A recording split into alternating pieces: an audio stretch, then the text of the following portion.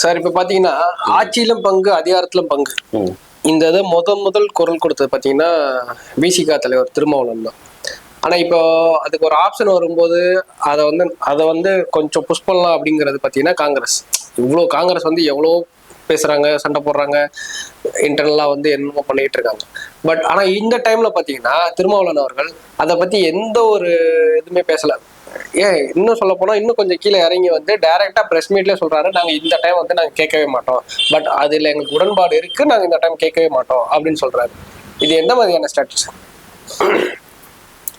அதுதான் இப்போ திமுக கிட்ட வந்து உள்ள போயிட்டாலே அந்த கேட்டை விட்டு வெளில வர முடியாது. இவர் அங்க போய் செட்டில் ஆயிட்டாரு. அதுல இருந்து அவ்வளவு சீக்கிரமா இவர் நினைச்சா கூட வெளியில வர முடியாது. அப்படியே இவர் திமிரிக்கிட்டு நீ ஏதோ ஒரு எனக்கு ஆட்சியிலும் அதிகாரத்திலும் பங்கு வேணும், இல்லைன்னா நான் இருக்க மாட்டேன்னு சொல்லிட்டு வந்தாருன்னா இவர் எப்படி ஸ்பிளிட் பண்ணணும்னு அவங்களுக்கு தெரியும் திமுகவுக்கு. சோ அந்த வேலையை அவங்க ரொம்ப அழகா பண்ணுவாங்க. இப்ப இருக்கிற எல்லா எம்எல்ஏ அது எப்படி பண்ணணும்னு அவங்களுக்கு நல்லா தெரியும். சோ எந்த விஷயத்த சொல்லி இவர் ஆஃப் பண்ணணும்னு அவங்களுக்கு தெரியும். சோ அத மாதிரிதான் இப்ப அவர் அங்க லாக் ஆகியிருக்காரு. அப்படின்னா விசிக தொண்டர்களே அதுதான் பேசிட்டு இருக்காங்க. ஏன்னா இப்போ கிரவுண்ட் லெவல்ல இருக்கிற கூட்டணி கட்சியோட தொண்டர்கள் மத்தியில திமுகவுக்கு செல்வாக்கு இல்லை. இது இந்த எலெக்ஷன்ல ப்ரூஃப் ஆகும். அது ஈவன் காங்கிரஸா இருக்கலாம், விசிகாவா இருக்கலாம், கம்யூனிஸ்டா இருக்கலாம், ஏன் இப்ப போன தேமுதிகவா இருக்கலாம். தொண்டர்கள் மத்தியில அந்த கூட்டணியில இருக்கிறதுல உடன்பாடு இல்லை. இந்த கட்சிக்கு இருக்கிற ஓட் பேங்க்ல அப்படியே திமுகவுக்கு போகாது. அது இந்த தடவை ஸ்பிளிட் ஆகும். ஏன்னா ஒரு 5 வருடம் கூட்டணி கட்சிக்கு 21 வந்து பாத்தீங்கன்னா ஊர் ஊரா தெருத்தரா வீடு வீடா போய் ஓட்டு கேட்டவங்க கூட்டணி கட்சிக்காரவங்க. திமுகவோட வாக்காளர்கள்ல இவங்களுக்கு பயன் இருக்கு, இவங்களோட வாக்காளர்களால திமுக வெற்றி அடைஞ்சிருக்கு. இது ரெண்டும் மிக்ஸ் ஆகி தான் இன்னைக்கு அவங்க கவர்மெண்ட் ஃபார்ம் பண்ணிருக்காங்க. ஆனா ஆஃப்டர் எலெக்ஷன் பாத்தீங்கன்னா கூட்டணி கட்சிக்காரர்கள் மொத்த பேருமே அவமதிப்புக்கு உள்ளாயிருக்காங்க. எந்த பலனுமே கிடையாது இந்த ஆட்சியினால இந்த கூட்டணி கட்சிக்காரர்கள். நான் சொல்றது ஓப்பனா சொல்றேன், அந்த தலைவர்களுக்கு பயன் இருந்திருக்கலாம். இல்லைன்னா அவங்க அதை உடம்புடியா புடிச்சுக்கிட்டு வெளில வராம தூங்குறாங்கன்னா அந்த கட்சியோட தலைவர்களுக்கு அதன் மூலமா இந்த ஆட்சியின் மூலமா பலன் இருந்திருக்கலாம். அது நான் எல்லா கூட்டணி கட்சியும் சேர்த்தான் சொல்றேன். ஆனா கீழே இருக்கிற நிர்வாகிகள் தொண்டர்களுக்கு எந்த பயனுமே கிடையாது இந்த திராவிட முன்னேற்ற கழகத்தோட ஆட்சியில. அப்ப அவங்களோட மனநிலைங்கிறது அவங்க வேற்று சிந்தனையில தான் இருப்பாங்க.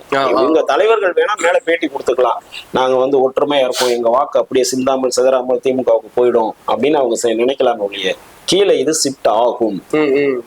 ஏன்னா 5 வருடம் ஆட்சியில இருந்திருக்காங்க. அந்த 5 வருடத்துல இவங்க எந்த பயனுமே அடையல. 90 இன்கம்பைன்ஸ் இருக்கு. இப்ப லேட்டஸ்டா வந்து ஊழல் புகார்கள் இருக்கு. ஏன்னா திமுக செய்யற எல்லா நல்ல விஷயங்களுக்கும் ப்ராஃபிட் வந்து கிரெடிட்டபிலிட்டி வந்து திமுகவுக்கு.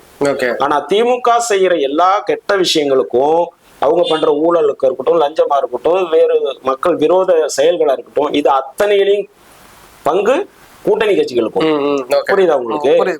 அப்போ இது இந்த பேட வந்து அனுபவிக்கிறவங்க கூட்டணி கட்சிக்காரவங்க, ப்ராஃபிட் அனுபவிக்கிறவங்க திமுக காரவங்க. இது எல்லாமே கூட்டணி கட்சியில இருக்கிற தொண்டர்கள் எல்லாருக்குமே நல்லா தெரியும். அது ஓட்டா வரும்போது நிச்சயமாக ஒரு மாற்று சிந்தனை, ஒரு மாற்று வழியை அவங்க நிச்சயமா எடுப்பாங்க. மொத்த பேர் எடுப்பாங்கன்னு சொல்லல, ஒரு சாரார். அது வெளியில தெரியாது. அது வெளியில தெரியும். இது ஒரு மௌன புரட்சி. வாக்களிக்கிறது ஒரு மௌன புரட்சி. அவங்க மனசாட்சி சம்பந்தப்பட்ட விஷயம். இது ஷிஃப்ட் ஆகும். இதுதான் வேறு இடத்துக்கு போறதுக்கான வாய்ப்புகள் இருக்கு. அந்த வகையில இந்த ஆட்சியிலும் பங்கு அதிகாரத்திலும் பங்குங்கிற முழக்கத்தை முதல்ல தொட்டவர் அண்ணன் திருமாவளவன். திமிரி ஏடு திருப்ப அடி எங்க வாசகத்தை உருவாக்குனது அவர் தான். அந்த எல்லாத்தையுமே அவர் தூக்கி தூர வெளியில வீசி எறிஞ்சிட்டாரு. அவரோட ஒரே கோட்பாடு திமுகவுக்கு முட்டு கொடுக்கறது தான்.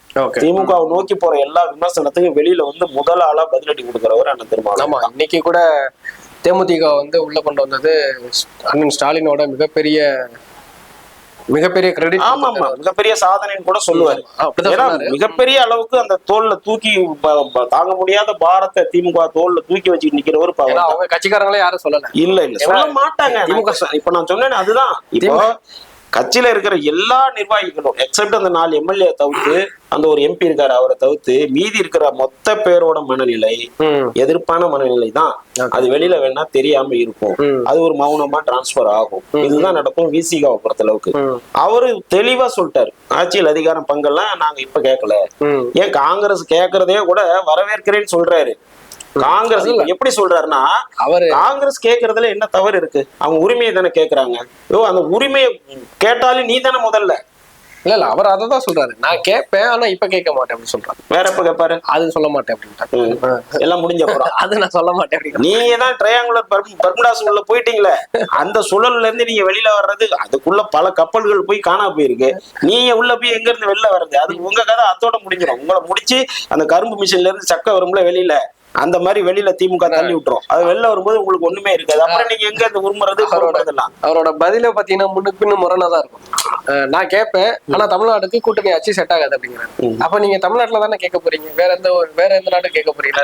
இதுக்கு இப்ப முதல்வர் சொன்ன அறிக்கையில தமிழ்நாட்டுக்கு கூட்டணி ஆட்சின்றது செட் ஆகாது, சரியா வராதுன்னு சொல்றாருல. அதுக்கு முதல்ல ஒரு விளக்கம், சரியா வராது எந்த வகையில சரியா வராதுன்னு கேள்வி கேட்க வேண்டிய முதல் ஆளு திருமாவளவன் அண்ணா அவர்கள் தான். ஓகே, நீங்க சரியா வராது நான் ஒத்துக்கிறேன், அது எந்த வகையில சரியா வராதுன்னு ஒரு விளக்கம் கொடுங்க. இந்த விஷயங்கள்னால தமிழ்நாட்டுல கூட்டணி ஆட்சி வந்தா சரியா நடக்காது, இந்த பாதிப்புகள் வரும், அதை சொல்லுங்கன்னு கேட்க வேண்டிய முதல் ஆள் திருமாவளவன். அவர் அதை கேட்கல. இப்போதைக்கு சரியா வராது. இல்ல அவர் அப்படி சொல்ல, தமிழ்நாட்டுக்கு கூட்டணி ஆட்சி சரியா வராது ஆனா நாங்க கூட்டணி ஆட்சி கேட்போம் ஆனா இப்ப கேட்க மாட்டோம். அது அவங்க இதை யாருக்கு சொல்லணும்னா அந்த கட்சி தொண்டர்களுக்கு நிர்வாகிகளுக்கு தான் இதை விளக்கணும். அவங்கதான் அதை மனசுக்குள்ளேயே கேட்டுக்கணும். இது எப்போ உங்க அண்ணன் எப்பதான் கேட்பாரு, இல்ல எதனால கேட்க மாட்டாரு, நம்ம முழக்கத்தை ஏன் தவிர்க்கிறாரு, காங்கிரஸ்காரங்க தூக்கி பிடிச்சிக்கிட்டு போர்க்கொடி பண்ணிட்டு கிடக்காங்க, நம்ம முழக்கத்தை வச்சுக்கிட்டு நம்ம அண்ணன் வேணான்னு சொல்றாருன்னா என்ன பிரச்சனை, அண்ணனுக்கு இதனால என்ன ப்ராஃபிட், இல்ல அண்ணன் ஏன் இதை விட்டு வெளில வரமாட்டாரு அப்படிங்கறத அவங்களுக்கு மனசாட்சிக்கே நம்ம விட்டுறணும். அவங்களே கேள்வி கேட்டு அவங்களே ஒரு பதிலை தேர்ந்தெடுத்து ஒரு நல்ல முடிவை இந்த எலெக்ஷன்ல காமிச்சுக்கிட்டா. அவங்க இந்த மாதிரி பொதுக்குழு செயற்குழு கூட்டம்லாம் இப்ப ரீசெண்டா ஏதோ ரொம்ப பெரிய ஆக்டிவிட்டிஸ் இல்லாம தான் இருக்கு. இல்ல அதெல்லாம் ப்ராப்பரா பண்றாங்க. பொதுக்குழு செயற்குழு எல்லாம் கூடுவாங்க. அங்க பொதுக்குழு செயற்குழு எல்லாமே அண்ணன் தாங்க. என்டிகே மாதிரி, என்டிகேல சீமான் அண்ணன்கள் எப்படி பண்றாரோ கிட்டத்தட்ட அது மாதிரிதான் அங்க பொதுக்குழு செயற்குழு. அரசியல் கட்சியிலே பொதுக்குழு செயற்குழு எல்லாமே ஒண்ணுதான். அவர் ஒருத்தர் தான், அதுல ஒண்ணும் பெரிய இதெல்லாம் கிடையாது. என்ன ஒண்ணுன்னா அங்க ஒரு திமுக மாதிரி, நான் சொன்னதுதாங்க முன்னாடி சொன்னதுதான், திமுக மாதிரி ஒரு கட்சியில போய் நீங்க சிக்குனீங்கன்னா கூட்டணி கட்சின்னு நீங்க அவ்வளவு ஈஸியா வெளியில வர முடியாது.